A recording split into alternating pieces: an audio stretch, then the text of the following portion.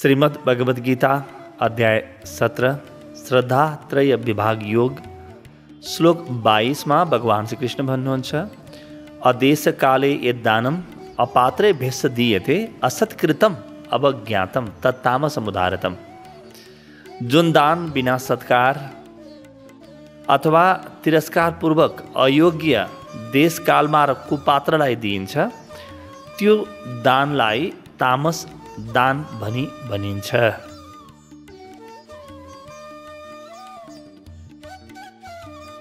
मानव जीवनको मूल व्यक्तिभित्रको नियत हो। नियत नै नियति बन्छ।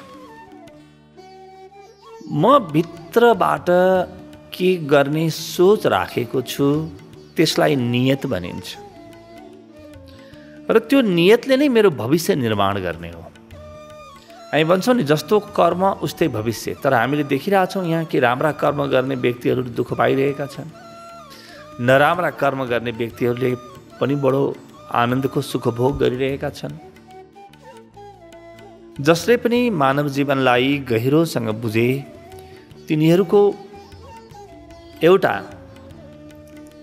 विश्लेषण के छ भने बाहिरबाट म कर्म के गर्छु त्यसबाट थाहा हुँदैन, भित्र मेरो नियत के छ त्यसबाट सबै कुरा स्पष्ट हुन्छ। एउटा डाकुले पनि हातमा बन्दुक बोक्छ, एउटा प्रहरीले पनि हातमा बन्दुक बोक्छ। एउटाले मार्नलाई बोक्छ, एउटाले बचाउनलाई बोक्छ।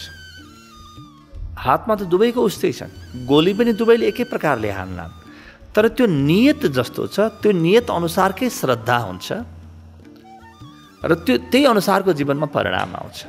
डाकुको नियत मार्ने होला, हत्याराको नियत मार्ने हो नियत, र उसको श्रद्धा चाहिँ हिंसामा हुन्छ, चोरीमा हुन्छ, त उसको पुरै जीवन त्यस्तै बन्छ। समग्र जीवन कहानी त्यस्तै बन्दै जान्छ।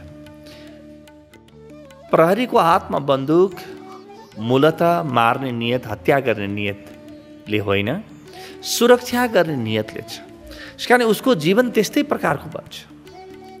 प्रहरीले कहिलेकाहीँ बन्दुक चलायो भने उसले तकमा पाउँछ, तर डाकुले बन्दुक चलायो भने उसलाई लगेर भेटियो भने जेल हालिन्छ, कारागार चलान गरिन्छ। त मैले बाहिर के कर्म गर्छु त्यो महत्त्वपूर्ण छैन, मेरो नियत महत्त्वपूर्ण छ। र नियतको विषय अध्यात्मभन्दा बढी कसले बुझेको होला र? त्यसकारणले अध्यात्मले भन्छ नियतबाट श्रद्धा जन्मिन्छ। इन्टेन्सन अङ्ग्रेजीमा भन्ने भने डक्टर वाइन डायरको अत्यन्तै सुन्दर पुस्तक छ द पावर अफ इन्टेन्सन्स। नियतको शक्ति, नियतको शक्ति मात्रै होइन, पुरा जीवन नियतले चल्छ। त्यही नियत अनुसार नै श्रद्धा हुन्छ।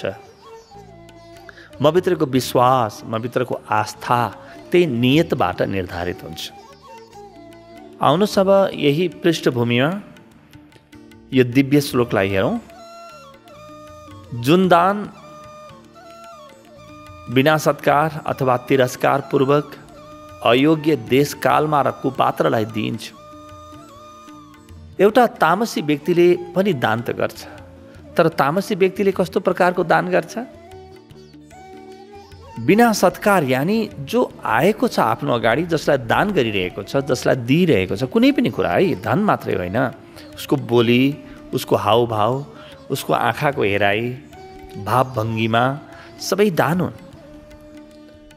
ऊ कुनै यो अगाडिको व्यक्ति साक्षात् ईश्वरको अंश हो भन्ने भाव हुँदैन, सामान्य मनुष्य हो भन्ने भाव पनि रहँदैन। अत्यन्तै तिरस्कारपूर्वक दान गर्छ यो व्यक्तिले। केही उपाय लागेन, नदिकन उपाय छैन भनेर दिन्छ। ऊ बोल्दाखेरि पनि उसको भाव कस्तो हुन्छ त? अर्को व्यक्तिलाई होच्याउने, अर्को व्यक्तिलाई तल देखाउने, उसको जीवनमा गुनासा र वैमनस्यका ध्वनिहरू सुनिन्छन्। त्यस कारणले यो यस्तो प्रकारको दान त दान नै हो, तर यो दान चाहिँ तामसी दान हो। अगाडि के भन्छ यो श्लोकले? अयोग्य देश काल र कुपात्रलाई दिइन्छ। देश, समय र व्यक्ति यो बेला के चाहिन्छ? हामी आजको दिनमा पनि गौदान गर्ने भन्छौँ। के अब गौदान सान्दर्भिक छ? के हो त आजको अवस्था? यो काल के हो? समय के हो? यो ठाउँ के हो? काठमाडौँमा बसेको छ व्यक्ति, तपाईँले गौदान गर्नुभयो। त्यो व्यक्तिमाथि बोझ हो कि त्यो व्यक्तिलाई तपाईँले आशीर्वाद दिएर पठाउनु भएको? भन्नुहोस् त। ऊ त्यो पाउने बित्तिकै कसरी छिटोभन्दा छिटो मैले अरूलाई दिदिउँ, 2-4 सय कसरी आउँछ कि, अथवा त्यो गाईलाई लगेर सताउने, अथवा त्यसको दुरुपयोग गर्ने व्यक्तिको हातमा भए पनि जाओस्, मलाई 2-4 सय खल्तीमा आइहालोस् भन्ने मान्छेको भाव हुन्छ कि हुँदैन? हामीले हाम्रा शास्त्रहरूलाई समसामयिक बनाएनौँ भने यी शास्त्रहरूबाट श्रद्धा त्यसरी नै उठ्छ जसरी आज उठेको छ। र यो तामसी दान हो।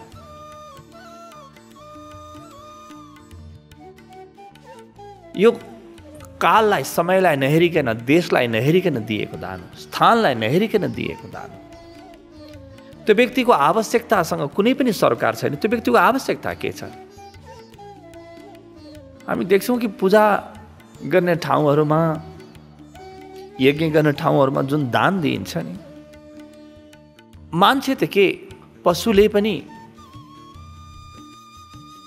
तिनमा कुनै आनन्द अनुभूति गर्दैन। जब यी दानहरू कुनै आवश्यकतालाई नबुझिकन, समय काल परिस्थितिलाई नबुझिकन र व्यक्ति कस्तो छ त्यो नबुझिकन गरिन्छ, त्यसमा तामसी वृत्ति हुन्छ। किनभने यो सबै कुरा बुझ्नको लागि त एउटा सात्विक मन चाहिन्छ, सात्विक भाव चाहिन्छ। कुपात्र, यसलाई अत्यन्तै धेरै मनन गरौँ है। बाइबलमा एउटा कथा आउँछ कि भगवान ईसा मसीहले कोही व्यक्तिलाई बचाइदिनु भयो। वो बिल्कुल मृत्युको मुखमा पुगिसकेको थियो, उहाँले बचाउनु भयो। त्यो बाँचेको व्यक्ति उठेर ईसा मसीहलाई च्याप्प समातेर भन्छ कि जीवनका दुःखहरूबाट बल्ल बल्ल मुक्त भएको थिएँ। न मेरो घरमा खाने केही छ, न लगाउने केही छ, न म केही राम्रो कर्म गर्न नै जान्दछु। तिमीले मलाई किन बचायौ?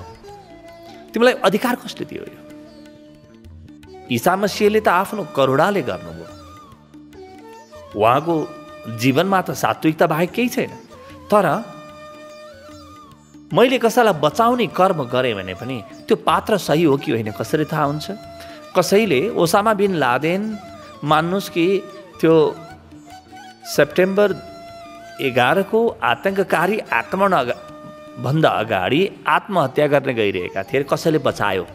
त्यो बचाउने व्यक्तिले ओसामा बिन लादेनलाई बचायो कि हजारौं हत्या र आतङ्कको श्रृङ्खलाबाट पृथ्वीलाई बचायो होला? ल भन्नुहोस् त। पात्र नहेरिकन दान दियो भने व्यक्तिको चेतनामा निखार आउँदैन। त्यसकारणले सत्पात्रको खोजी, आवश्यकताको खोजी, देश कालको खोजी गरेर मात्रै दान दिइन्छ भने बल्ल यो दान काम लाग्छ। होइन भने हाम्रा सबै दानहरू यिनको धर्मसँग कुनै पनि सम्बन्ध रहँदैन, बस देखाउनको लागि औपचारिक हुन्छन्। र फेरि दोहोऱ्याउँ कि यो दान भनेको कुनै धनको दान वा पण्डितहरूलाई गर्ने दान वा कोही याचकलाई गर्ने दान मात्रै होइन। यो दान त जस्तो मैले श्वास दिइरहेको छु नि, श्वास पनि त मैले अक्सिजन लिएर कार्बन डाइअक्साइडको दान गरिरहेको छु। अब मैले मनुष्यको माझमा गएर कार्बन डाइअक्साइडको दान गरेँ भने के हुन्छ? मैले रुख बिरुवाको माझमा गएर कार्बन डाइअक्साइडको दान गरेँ भने काम लाग्छ। म सहरमा पस्ने, भिडभाडमा जाने कि म अलिक प्राकृतिक हुने, सबै कुरा यसले निर्धारण गर्छ। त महानतम सूत्र हो जीवन। मैले मेरो बोली दिइरहेको छु, म बोलिरहेको छु, कसैसँग संवाद गरिरहेको छु, त्यो पात्र कस्तो छ, उसको के सम्भावना छ, त्यसलाई नहेरिकन संवाद गरिरहेको छु भने मैले उसको जीवन र मेरो जीवन दुवैमा ऊर्जाको नाश गरिरहेको हुन सक्छु। यी सबै प्रकारका दानहरू तामसी दान हुन्। दान नै भइकन पनि तामसी दानहरूले मनुष्यको जीवनमा न सुख शान्ति ल्याउँछन्, न धर्मको एउटा युग प्रारम्भ हुन्छ। न तिनले आनन्द दिन्छन्। धर्म के हो त? आनन्द, शान्ति, प्रेम, सद्भाव, यसको अनन्त यात्रा हो धर्म। जब यी दानहरू वा व्यक्तिले दिइराख्ने कुराहरूमा व्यक्तिले ध्यान दिँदैन, त्यतिखेर जीवनमा धेरै ठुलो झन्झट सृजना हुन्छ। व्यक्तिको जीवनमा मात्रै होइन, सामाजिक जीवनमा पनि झन्झट सुरु हुन्छ। हामीले दिइरहेका धनहरू, हामीले बुझाइरहेका करहरू, यिनको सदुपयोग भइरहेको छ कि छैन? त्यो प्रत्येक व्यक्तिले ध्यान दिनुपर्छ। कुपात्रमा पो मैले दिएको छु कि सत्पात्रमा गएको छैन कि? होइन, मैले दान गरेँ, दिनुपर्ने त्यो दिएँ, दिनुपर्ने थियो त्यस कारणले दिएँ। यो बाध्यताले दिने बित्तिकै यो व्यक्तिको वृत्ति तामसी रहेछ भन्ने थाहा हुन्छ। जब म सबै कुराको चिन्तन मनन गरेर, सोच विचार गरेर दान प्रारम्भ गर्छु, यानी जीवन प्रारम्भ गर्छु, जीवन नै दान हो, दान नै जीवन हो, त्यतिखेर बल्ल मेरो चेतनामा निखार आउँछ। होइन भने त म सोच्दिनँ म कसलाई दिइरहेको छु, के गरिरहेको छु, को व्यक्तिसँग कस्तो व्यवहार गरिरहेको छु। यो समयको यो समय अनुसारको कुरा गरिरहेको छ कि छैन। म धेरै पहिले एउटा कार्यक्रम भएको थियो, एउटा आध्यात्मिक भेला थियो, धेरै ठुलो भेला थियो, त्यो राष्ट्रिय भेला थियो। त्यसमा हामीले धेरै धर्मगुरुहरूलाई आमन्त्रण गरेका थियौँ, धेरै धर्मगुरुहरूलाई। र एकजना धर्मगुरुले के भन्नुभयो भने, उहाँले आफ्नो बोल्ने पालोमा, किनभने सबैलाई आफ्नो तर्फबाट योगदान दिन लगाइएको थियो, त्यो उहाँको दान हो।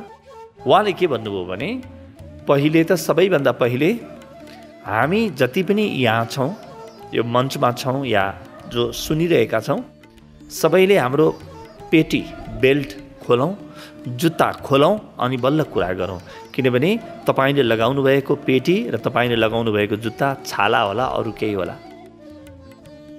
म तपाईँसँग कुरा गर्न सक्दिनँ र यसरी धर्मको संस्कार बन्दैन।